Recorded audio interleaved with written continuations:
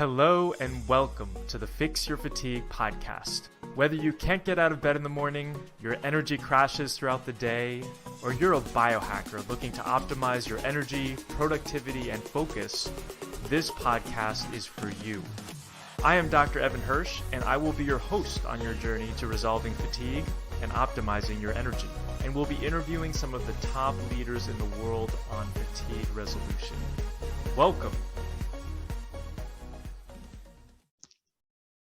Hey, everybody. Welcome back to the Energy MD podcast, formerly known as the Fix Your Fatigue podcast, where we're on a mission to help 1 million people increase their energy so they can have more fun and be more successful in every aspect of their lives. So I'm really excited today because we're going to be talking with my friend, Beth O'Hara, and we're going to be talking about Mast Cell Activation Syndrome. So if you feel like you're sensitive to a lot of things, foods, inhalants, whatever, and you feel like you're just reacting to everything, stay tuned because you're going to learn a ton about what might be going on for you. So let's learn a little bit about Beth. So Beth O'Hara is a functional naturopath and functional genetic analyst. She has a doctorate in naturopathy, specializing in functional naturopathic approaches, and a master's in marriage and family therapy.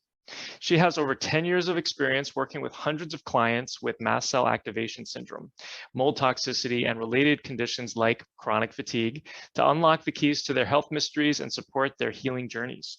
She has been through the journey herself, going from bedridden in excruciating pain and unable to function to living a full and joyful life by addressing the underlying root causes.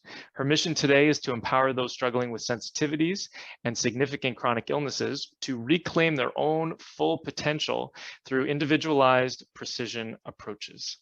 Beth, thanks so much for joining me today.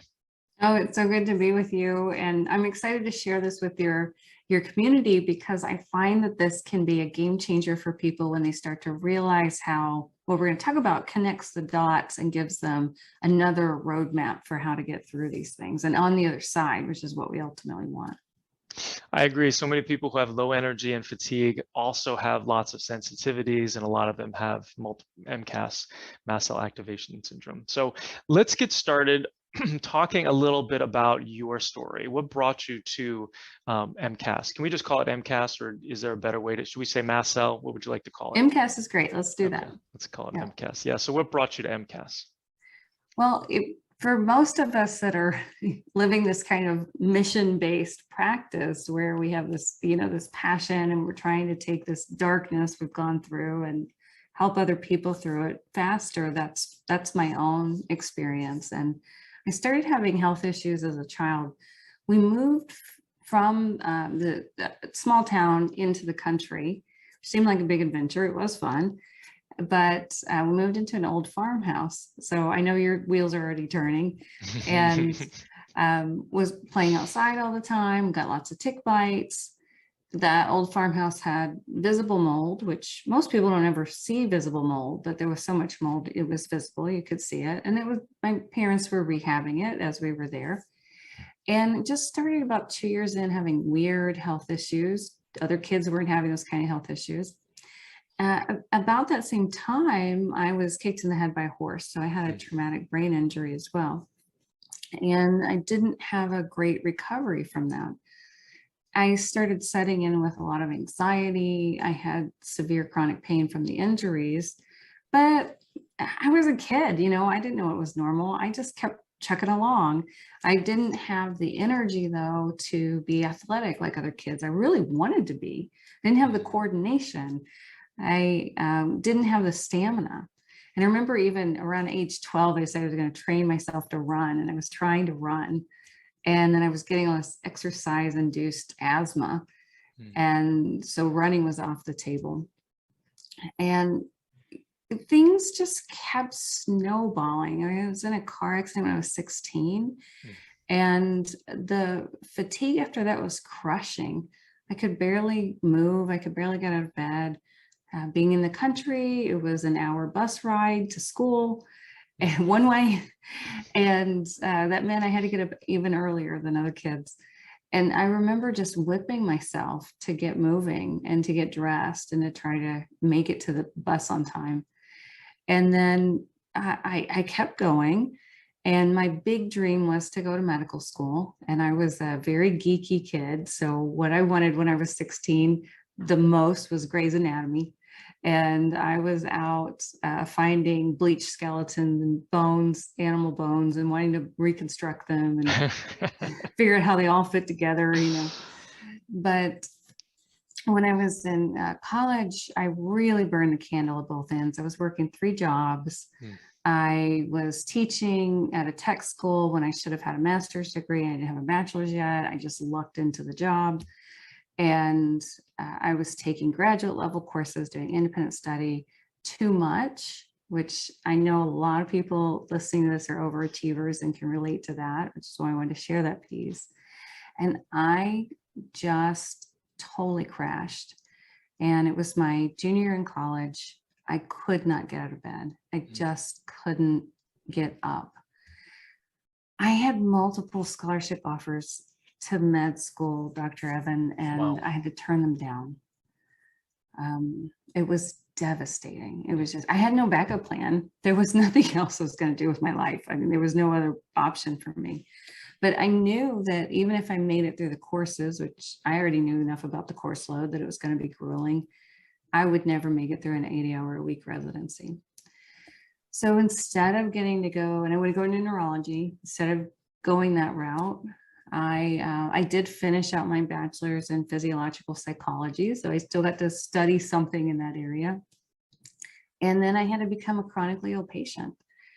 And I went from doctor to doctor to doctor. I had severe fibromyalgia to the point that I'd be in tears. And I have pretty high pain tolerance. I mean, I've broken my spine and I know what pain is. It was horrible pain. And I had this severe fatigue, brain fog, anxiety, panic attacks, and it just kept going downhill, couldn't function. By the time I was 28, my friends were out still clubbing, you know, and going to school, the ones that hadn't had kids yet. And I was wearing orthopedic shoes and barely hobbling across the house with a cane. Just debilitating, severe joint pain. It was like walking on ground glass.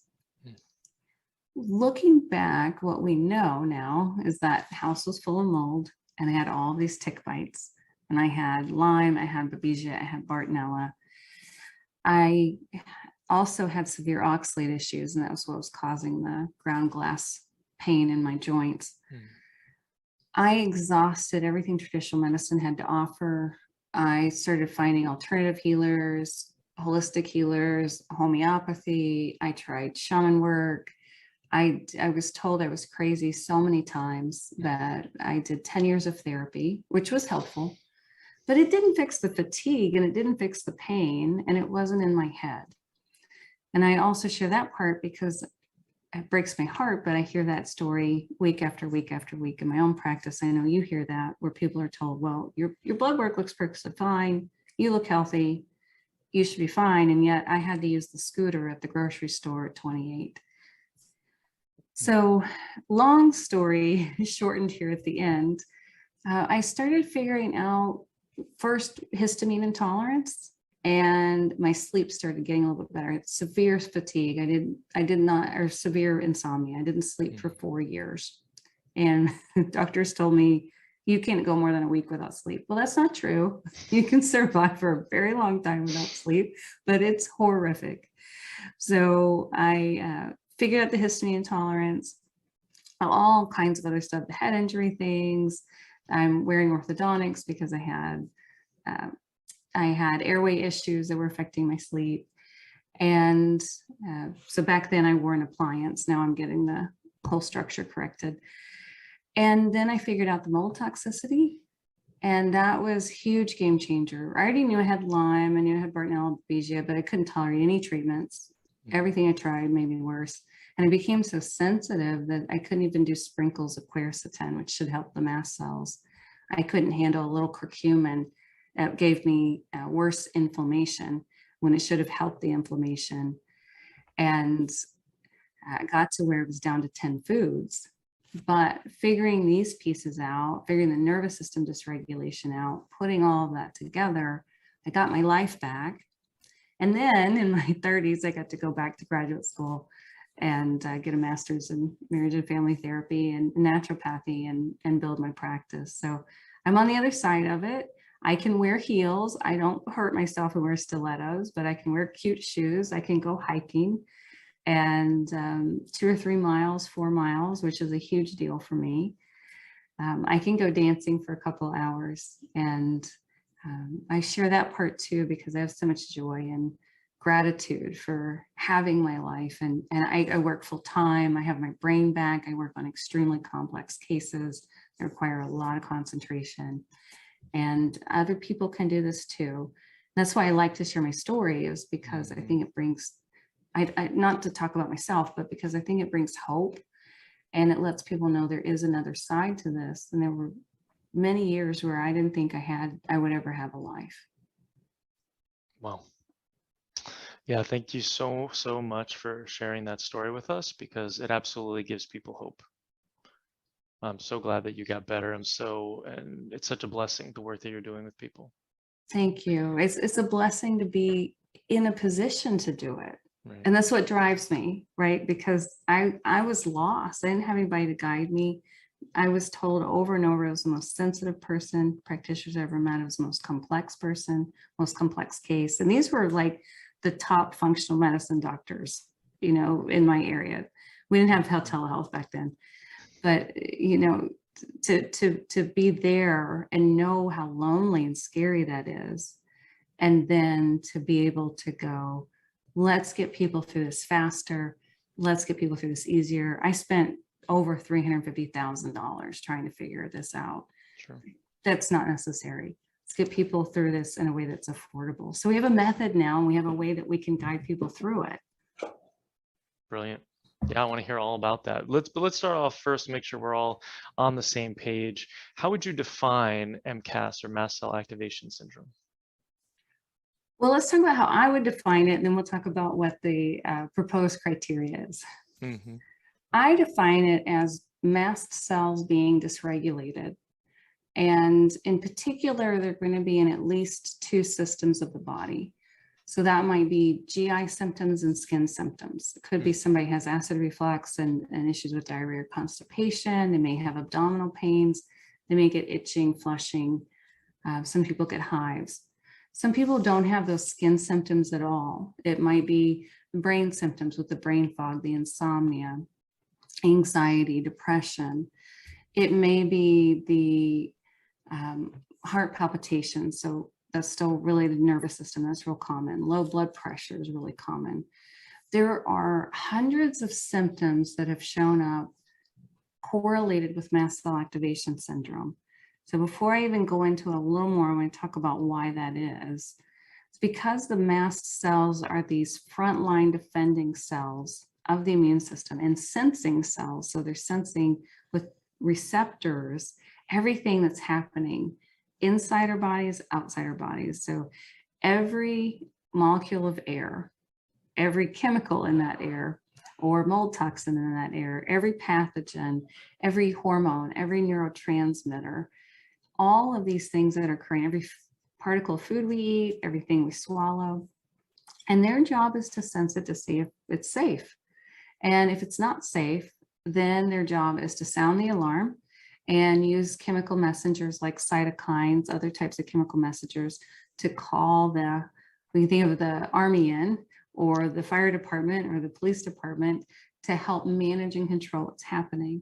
So they're going to respond to allergens, they're going to respond to infections, so they respond to injury, and they're really important in injury recovery. They're quite important in our bodies. We can't survive outside of a bubble without them. But they get a bad rap. So it's often, you might read about mast cells just being this major problem cell, but they're not. They're very critical. Just like the police department, the fire department, you don't want to live in a city without those. You need those there. Mm-hmm.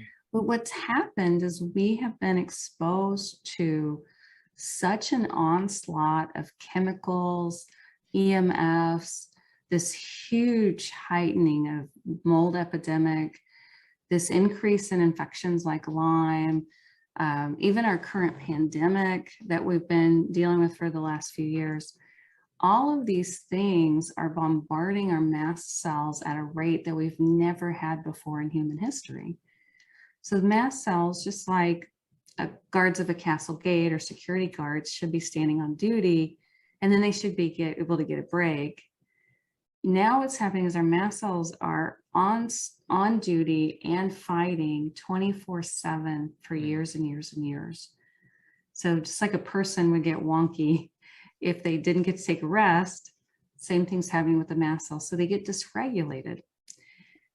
They have over 200 different types of receptors. So that's what makes them so flexible in terms of what they can sense, what they can experience and respond to. And then they have over 1,000 different mediators so far that have been identified, which is a huge amount. Not many cells have that much flexibility and adaptability to respond to what's happening. The best known of those mediators inside is histamine. A lot of people have heard of histamine. Some of the other ones that are commonly known are tryptase, cytokines, make all kinds of cytokines. So they're involved in things like cytokine storms. And they can release those selectively, depending on what's going on. So you have an injury, there's certain things that are going to be released for injury repair. You get a splinter and you don't get it out, and it's getting bacteria in there, and you start to get an infection, that's going to have other types of mediators that release, and they're going to call other immune cells in to work there.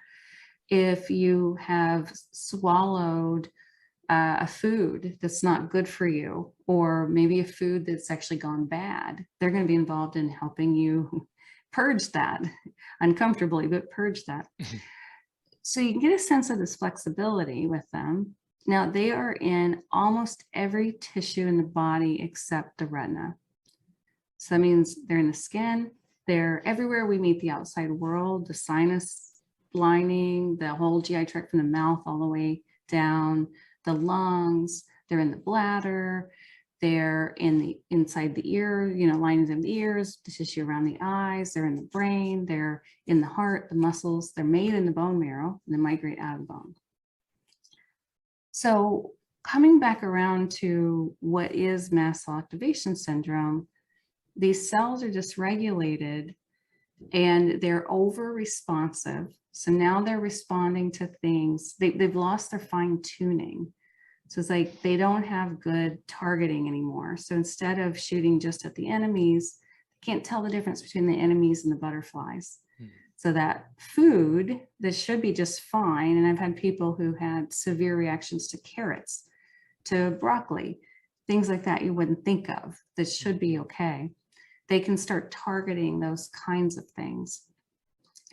And because they have over 1,000 different mediators, the type of symptoms that you get are going to be dependent on which receptors are dysregulated, which mediators are being released, which mast cells and which tissues are affected. And that's what's made this so confusing, why it's taken so long to be officially recognized, because there was only diagnostic code assigned to it in 2016. But it's been in theoretical phases for a few decades and was kind of poo-pooed for a long time. But when I first saw this, I said, oh my gosh, my whole life makes sense now. Yeah, so then it sounds like the mast cells are just reacting to all these things in the body that aren't supposed to be there. Is that like a short way of saying it? Well, the normal functioning is the mast cells will react to things that shouldn't be there. And normal functioning even might include like seasonal allergies. But that's not mast cell activation syndrome. Mast cell activation syndrome is when the mast cells are reacting to things in ways that they shouldn't be, either to things that shouldn't elicit a response, or there's an over response. Another example would be everybody gets a little swelling when they get a mosquito bite. And if people have skin involvement, those mosquito bites might get quite large. Now, for somebody without skin involvement with mast cell activation syndrome, that might not be what gets them. It might be something they're eating or something they're inhaling or they're smelling, super sensitivity to things like paints, gasoline, perfumes. You might see it show up like that. Because there's so many variety of symptoms, we made a symptom survey. It's available for free. It's on our website. People are welcome to go there. And you just total up the number of symptoms you have. Closer you're at a 50 or above, the more likely you should take a look at this. Nice. And so then how common is MCAS right now? The population studies, I'm glad you asked that, because this is why people need to really pay attention. The population studies have shown that we're looking at the low end at 9% of the general population, up to potentially 17% of the general population. So we're talking at least around 1 in 10, could be 1 in 9, 1 in 8.5 people. That's the general population. In people with chronic illness, mast cell activation is a multisystemic inflammatory condition. If there's inflammation going on in the body in 2 or more areas, there's going to be mast cell involvement. That's how I look at it.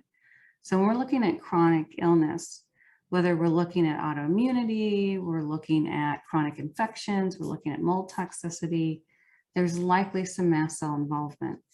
And that is probably affecting, when I've talked with other colleagues who specialize in this area, and we're thinking bare minimum 50% of people with chronic illness, probably more around 75 to 90% of people with chronic illness are dealing with this. Yeah. And so then you kind of talked about it a little bit, but how does this compare with chronic fatigue syndrome? Because symptoms are similar, lots of different causes. What would you say?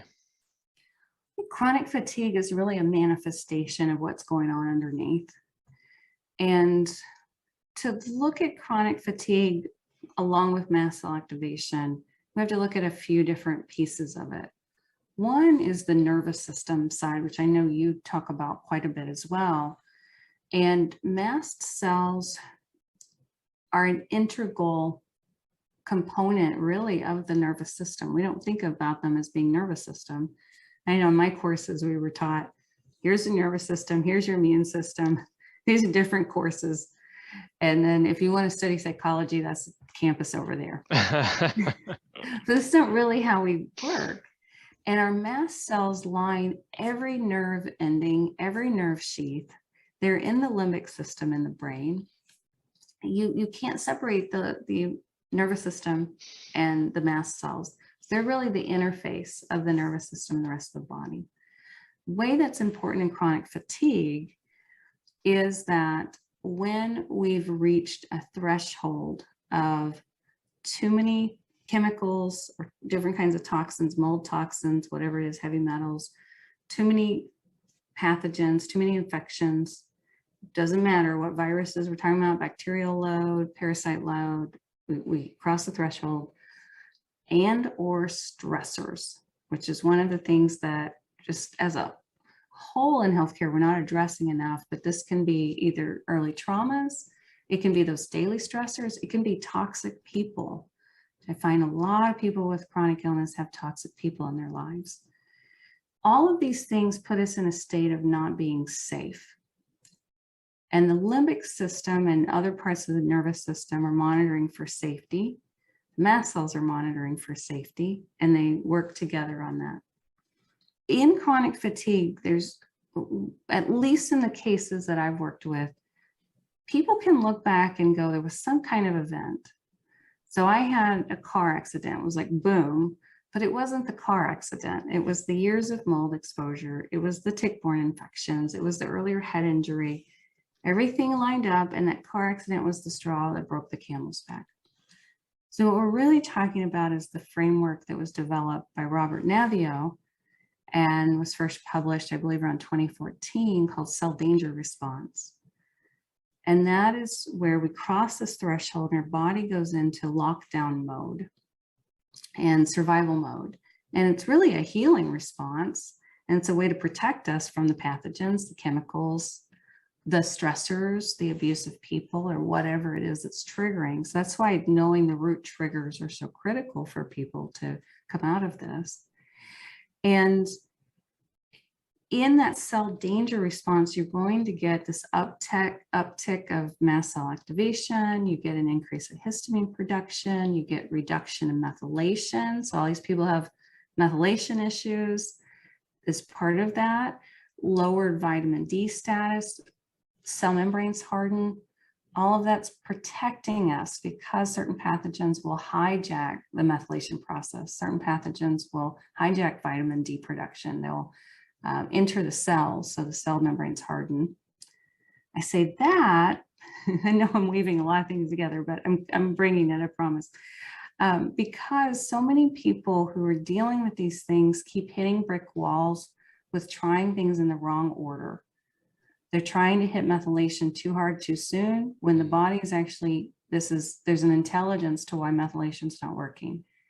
Some people are really reactive to vitamin D. Other people can take it just fine. If they can, that's great. But if you keep reacting to vitamin D, don't keep hitting yourself in the head. There's a reason you're not responding well to vitamin D. There's a protective reason. Fatigue's the same thing. Fatigue's part of that cell danger response to make us conserve resources. And this is a huge mistake I made when my fatigue was coming on. And I was burning the candle at both ends, working the 3 jobs and pushing myself beyond my skill level to teach these courses that were, a little dicey for me to be in there teaching. And that was so much stress.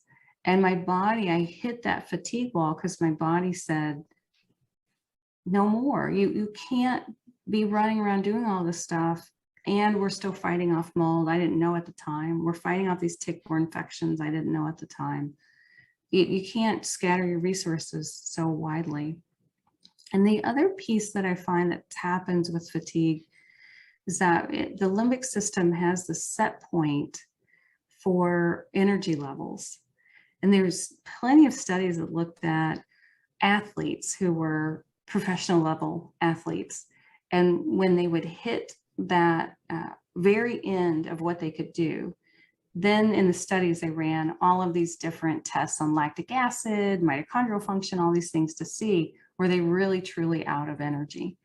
And they weren't. They always had a reserve tank left. And evolutionarily, that's great, because if you just outran a bear and then there's a saber-toothed tiger, you better have a reserve tank to make it out of there safely.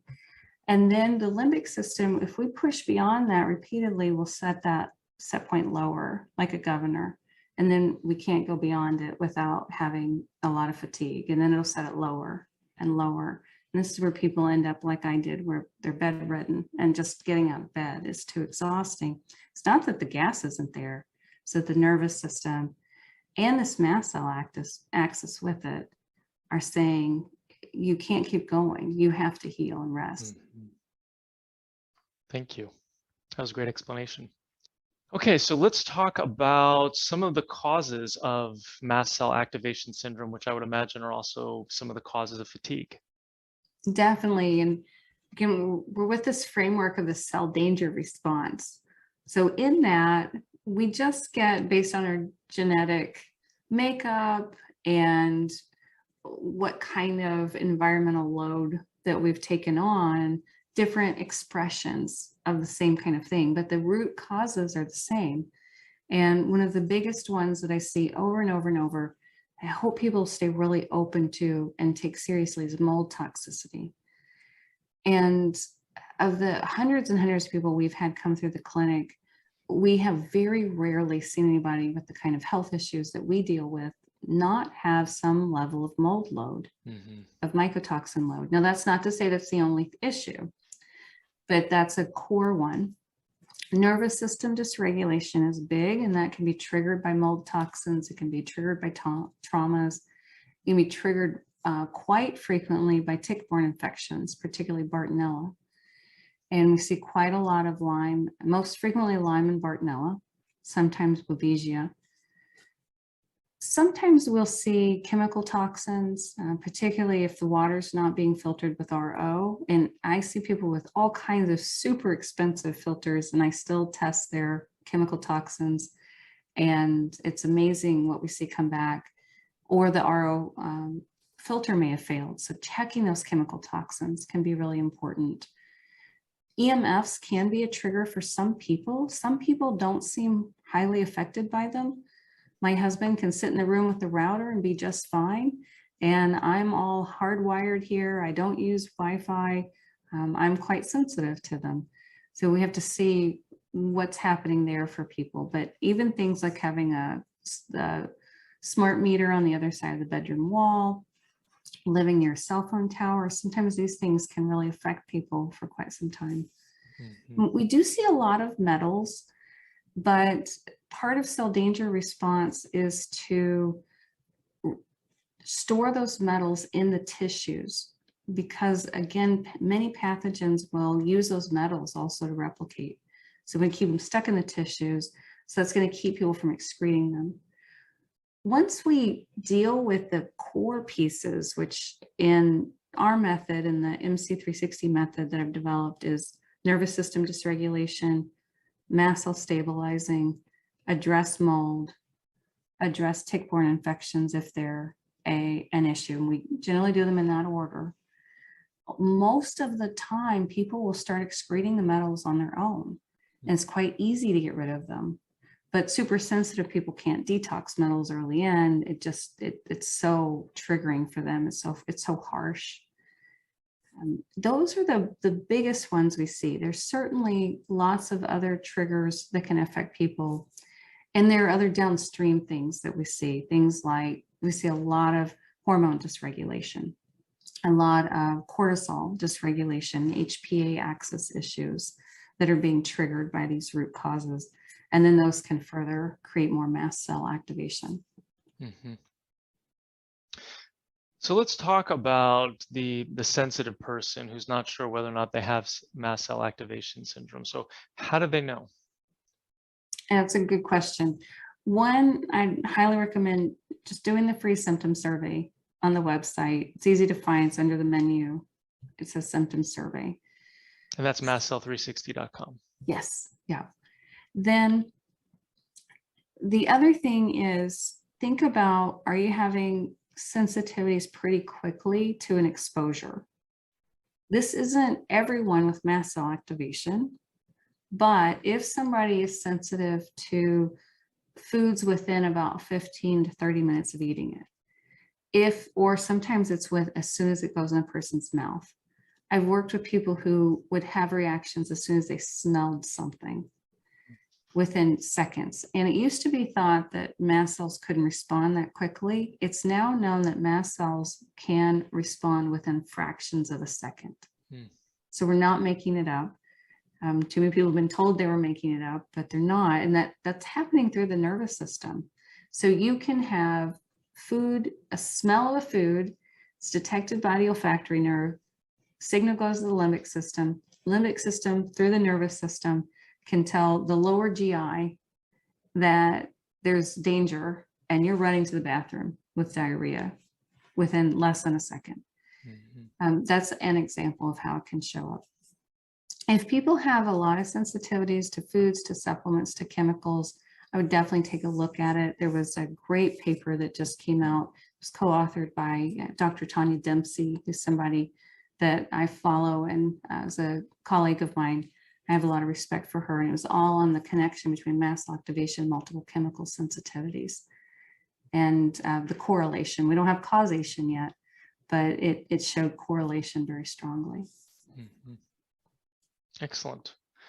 So then in terms of healing from this, or in terms of dealing with some of these sensitivities, you talked a little bit. Can you tell me again, was that 4 steps or 5-step process? Yeah, so our method is we start with nervous systems. We start with the process called stabilizing. Okay, so we have a whole step called stabilizing. In that stabilizing step, we're calming the nervous system, we're calming the mast cells, and we're identifying triggers.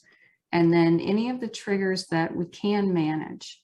It might be those Glade plugins that have all the immune disrupting fragrances. It might be personal care products, it might be the cleaning products. For some people, it can be food triggers. So we're looking at, are you triggered by histamine? A lot of people with mast cell activation are, but not everybody is. they triggered by salicylates, oxalates, lectins? We're looking at those kinds of categories, FODMAPs. How do we find a way to eat that is not triggering, but yet still very inclusive of as much nutrients as we can? Because too many people whittle down like I did to 10 foods, and that's not healthy. So how do we keep this really open, but not have constant triggering? And then we're especially looking for environmental mold in that stage and making sure that we're not having significant environmental mold exposure. We're looking at managing EMFs. So once we're a little stabilized, we've got to bring this just hyper vigilant, hyper alert, hyper responsive system down a few notches to be able to address underlying mold toxicity, pathogens, and so on. Then we can start going through a very gentle detox process. So we do that step by step by step. We've got to make sure we've got regular elimination, so we don't have constipation. We've got good water consumption so we can flush the toxins in the kidneys. Then we're going to move into binders, gentle liver, lymph supports. And then if somebody needs them, like they have mold colonization, they have SIBO, we move into the antimicrobials. Many supplements, many people have also failed. They failed supplements because either they were done in the wrong order for them, or they were too high dose for sensitive people, or they had mast cell triggering ingredients in there. And I see that in a number of the antimicrobials, things like cinnamon and clove or histamine liberators. Sometimes that can trigger some people that are dealing with this issue. They're great supplements for the right people, but we've got to get the right things in the right order for people. And then there's some excipients that can trigger people. So those inactive ingredients are preservatives, dyes, titanium dioxide's a mast cell trigger for the gut. That's in a lot of even really high quality brand supplements. It's a whitener. And to see things like potassium sorbate, sodium benzoate. So we're carefully checking everything. We check everything the person's already taking, and then every recommendation to make sure there's no mast cell triggers in there. Nice. And then after that, we can clean up what's remaining. We may have to support the adrenals along the way. We may have to balance hormones along the way. We may have to support digestive enzymes, those types of things. Okay. And so it sounds like step one is like not supplements. It's more like lifestyle modifications, removing things out of your environment, calming your nervous system. What sort of tips or what sort of things are you doing? We do mast cell calming supplements if somebody's ready for supplements in that phase 1 as well. So some of my favorites there are things like, for the most sensitive, baking soda. Bicarbonates modulate a mechanism called SIRT2 that then can trigger inflammasome production that trigger mast cells. So baking soda for a lot of people is very calming. I can get that on board for about 98% of people. Now I have people come into practice who can't drink water. So if 98% is phenomenal in our practice. I love perilla seed extract, bakelin, Chinese skullcap extract. Some of these are some of our top. Just vitamin D, if people tolerate it, is mast cell stabilizing. So we have a whole selection of those. Some people do better with homeopathics. We can start with some of the homeopathics that are stabilizing. On the nervous system side, everybody does both limbic and vagal work. And I see that many people will want to do one or the other. They'll want to do a limbic program or they'll want to do something vagal. But we have to do both because they're both monitoring for safety. And if we just reboot the limbic system, the vagal nerve will take over in that hypervigilance and vice versa. So limbic work, Annie Hopper's DNRS is wonderful. Ashok Gupta's Gupta program is wonderful. They're both great. Some people feel more resonance with one or another. The vagal nerve side has to go deeper than, in my world anyway, gargling and swallowing and yawning. Those are great and people should do those. But we can get even more targeted in terms of specific exercises. Stanley Rosenberg describes some wonderful exercises for releasing the vagal nerve. He has a book all on that. And we can do things like brain tap if somebody doesn't have sound sensitivity. We can do things like acupressure points for the vagal nerve. People can do on themselves. Emotional freedom technique kind of is this nice combination of vagal and limbic. Get a little of both with those. So there's just a few of the things that are in our toolkit people might start with. Safe and Sound program is really wonderful for the vagal nerve if somebody's not extremely dysregulated. Brilliant. And so then you're going into supplements. So I find that sometimes going topical with supplements can help. What other tips do you use for folks who are more sensitive? When you talked about doing some like gentle detox or binders, how do you get a binder into somebody if they're more sensitive? Yeah, this is one of the areas that we really specialize in. We don't get a lot of easier cases where people can start off with 3 capsules of charcoal and they're good to go. We get the people who they had trouble with a half a capsule of charcoal. So one of the ways I put people in 3 categories. They're easy, and we don't have many of those cases. They're usually family members of, the sensitive people. We have sensitive people, and then we have super sensitive. So it depends on which category they're in. So I'm going to talk about those sensitive categories. If somebody's just sensitive, they're going to open the capsule. They're going to put a few granules of the charcoal or whatever binder we're working with in water. That might be the equivalent of 4 or 5 granules of sand. That's small. Stir it. They're going to sip it through the day. For most people who are sensitive, that's going to work. The reason we go that slow is twofold. It's not going to do a whole lot biochemically, although I have had people detox just on that microdosing, and that's as high as they could go. So it will work, but it also slips under the hypervigilance of the limbic vagal mast cell axis. So it's kind of like if they're beefed up Arnold Schwarzenegger guards at the door, you can slip a little mouse under undetected. For people in our super sensitive category, that may actually be too much. And so if we feel they're ready, and usually there's more to be done to shift them out of that super sensitive. We can usually get people out of super sensitive to sensitive. Not always sensitive to easy, but sensitive you can work with, super sensitive you can shift out of. If they're super sensitive, they may actually start with a couple granules in that water. They stir it, take an eyedropper. We're making almost a homeopathic solution. Then they're going to take a few drops of the eyedropper and put it in another glass of water and stir it. So they have such a tiny dilution. A lot of times what's going on is the limbic system, they've had so many bad experiences with medications, with supplements, they're terrified to try them. And the limbic system's not letting them. And it's very suspicious. So we have to get to this place of safety. And then they may even hold that water with their super diluted solution and do limbic work around that and holding that water, that this is safe. We work a lot with our super sensitive people on developing a sense of deep safety. Wow. Yeah, that's some great ideas. Yeah, we see a lot of that in fatigue as well. You got to go slow. You got to start low and you got to go slow. Well, wonderful. That's all the questions that I have. This has been really amazing. I so appreciate you taking the time to share this with us. And so what's the best way for people to get a hold of you? Oh, thank you. Well, we have a website with a lot of resources, mastcell360.com. So it's M as in Mary, AST as in Tom, Cell 360. Tons of blog posts. We have Facebook Lives most Mondays at 2 o'clock. People can find us on Facebook at Mast Cell 360. We have courses. People can start to step themselves through the method.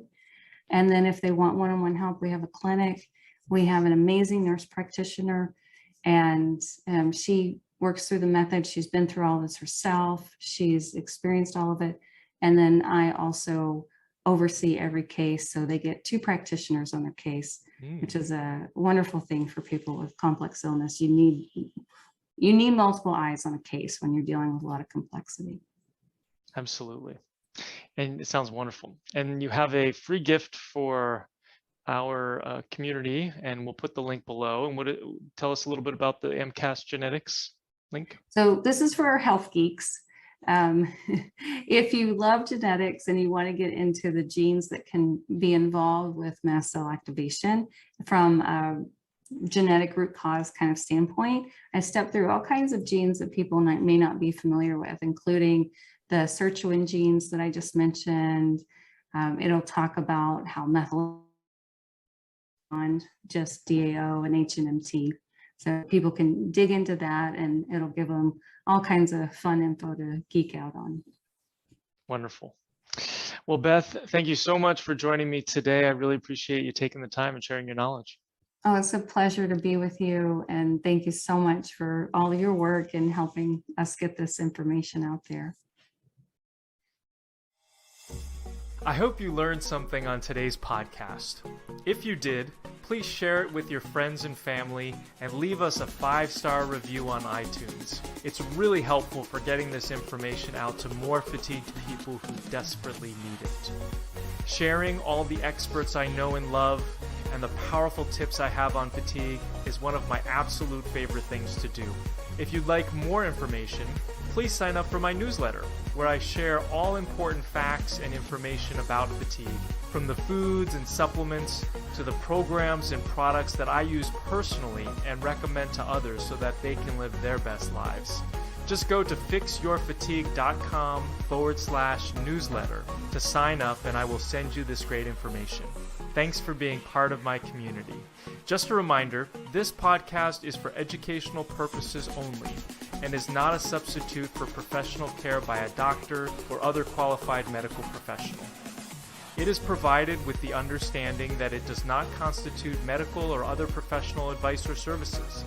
If you're looking for help with your fatigue, you can visit my website and work with us at fixyourfatigue.com. And remember, it's important that you have someone in your corner who is a credentialed healthcare professional to help you make changes. This is very important, especially when it comes to your health. Thanks for listening.